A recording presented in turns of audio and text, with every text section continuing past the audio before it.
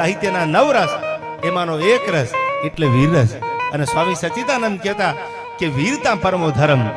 જેનામાં ખમીર હોય, જેનામાં તાકાત હોય, એ ધર્મનું રક્ષણ કરી શકે. એવી આપણે લોક સાહિત્યની પરંપરાની વાતો કરવા મળ્યા છે. આટલી બધી સંખ્યામાં, આટલી બધી ઠંડી છે, અમને અટાણા એટલી લાગે છે તો તમે ખુલ્લામાં બેઠા છો એટલે બધાને બીજી વાર your love is more important than money. યાર બીજી આ બેના પૈસાથી ન થાય. આના માટે યોર લવ એટલે પ્રેમ મોર ઇમ્પોર્ટન્ટ ધેન મની. પૈસાથી આ પડકારા ન મળે, પૈસાથી પબ્લિકે ભેળું ન થાય. આના માટે તો માત્ર ને માત્ર પ્રેમ જોવે યાર. ત્યારે આવો આનંદ કરવો છે આપણે જોધલપીરના સાનિધ્યમાં, એના ખોળામાં. ત્યારે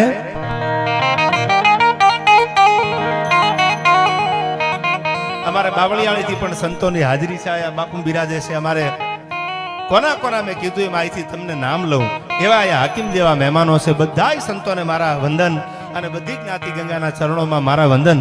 કારણ કે કોઈ પણ કલાકાર છે ને, કોઈ પણ કલાકાર છે એ ઉજળો તો બધાય સમાજથી હોય છે. ગોપાલભાઈ વર્ષોથી જેને અમે સાંભળતા, હું તો ઘણી વાર સાચી જ વાત કરું છું કે દૂરદર્શનના માધ્યમથી જેને અમે સાંભળતા એવા ગોપાલ બારોટને એકવાર જોરદાર તાળીઓથી વધેલો. ગોપાલભાઈ પણ છે આયા. અને અમારે રાણાભાઈ ભરવાડાય છે, એને પણ એકવાર જોરદાર તાળીઓથી વધાવી લ્યો. બધાય સમાજ છે. કોઈ એક જ્ઞાતિની વાત નહીં, 18 વર્ણ છે. અને હવે થોડી વાર ચા રહેવા જો, મામલો મેદાને છે ભાઈ.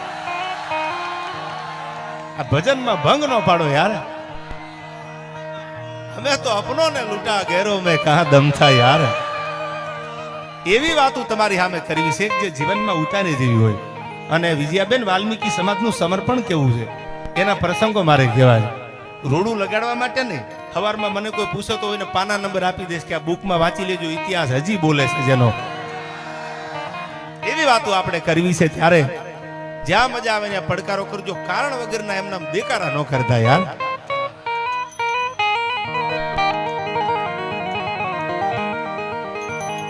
તો હૃદય ગૌરવ ભર્યા જન રુધિરથી ધબકતા, અન હબકીને નો કદી હમ તજતા. એક નાકને કારણે મર્દ નર નારીઓ હરખથી મોત ના સજ સજતા. આ હૃદય ગૌરવ ભર્યા જન રુધિરથી ધબકતા, અન હબકીને નો કદી હમ તજતા. એક નાકને કારણે મર્દ નર નારીઓ હરખથી મોત ના સજ સજતા. અન શીર સાટે મળે મૈત્રી મોંઘી જહા. સાંભળજો આ કવિતા, સાંભળજો. શરૂઆત કરું છું. એક નાકને કારણે મર્દ નર નારીઓ. આ નાક માટે થઈને ઈ પણ એક વાલ્મીકી સમાજનું બહુ મોટું બલિદાન છે.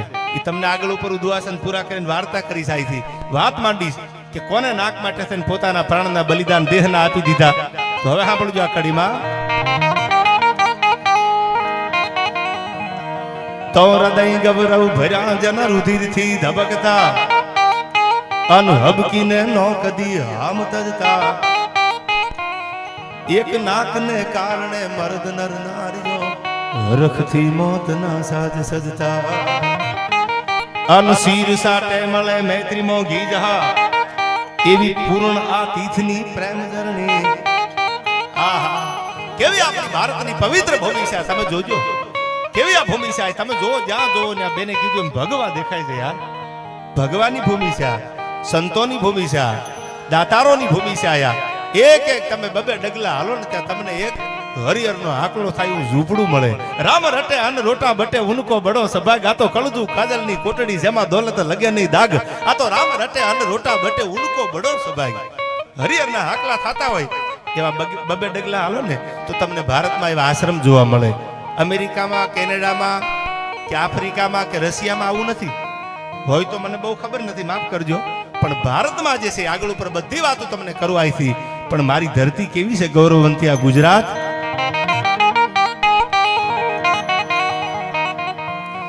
તો કડક ધરતી જહા ખડકની આકરી, અન ડુંગરા ડુંગરી ને કરાડો.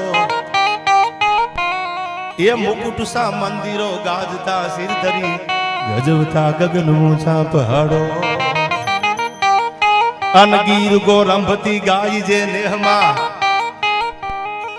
જે હવારમાં જેના ફળિયામાં 33 કરોડ દેવતાનો વાસો એવી ગાયું દોવાતી હોય નેહડામાં, આયા ગીર ગોરંભતી ગાય જે નેહમાં, અન ખળકતી દૂધની પિયુષ જરણી, ભલી ભારતી ભોમની બંધુ તન યાવડી, ધન્ય હો ધન આ ગુર્જર ધરણી, તન ધન હો ધન ગુર્જર ધરણી. અને સાહેબ આ સૌજી બાપુ છે, મૂળદાસ બાપુ છે, અહીંથી થોડાક ડગલા આગળ હાલો, મારા બાવળિયાળીના પાદરમાં નકાલાખા બાપાનો ઠાકર બેઠો છે, જ્યાં જેના હાથમાં માળાના બેરખા લઈને ભગવાનને ઉપરથી નીચે ઉતાર્યા છે, અને એને આવવું પડ્યું છે. પૂછો કોઈ દ્વારકા વાળાને કે એના વ્યવહાર કેવા છે. અરે મીરાબાઈના ઝેરના ઘૂંટણા પીવા આવ્યો છે. તમને એક એક પ્રસંગ એવા કહું, સંતોની અને ભજનની આ ભૂમિ છે, બધાય ભજનના માણસો બેઠા છે.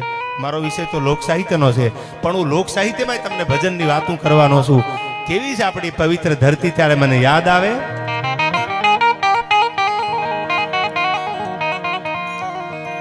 તો નમામી સમીશાન નિર્વાણ રૂપમ અનવિભુવ્યાપક્રમ બ્રહ્મ વેદ સ્વરૂપમ એ નિજમ નિર્ગુણમ નિર્વિકલ્પમ નિધિહમ ચિદાકાશમાકાશવાસમ ભજેહમ.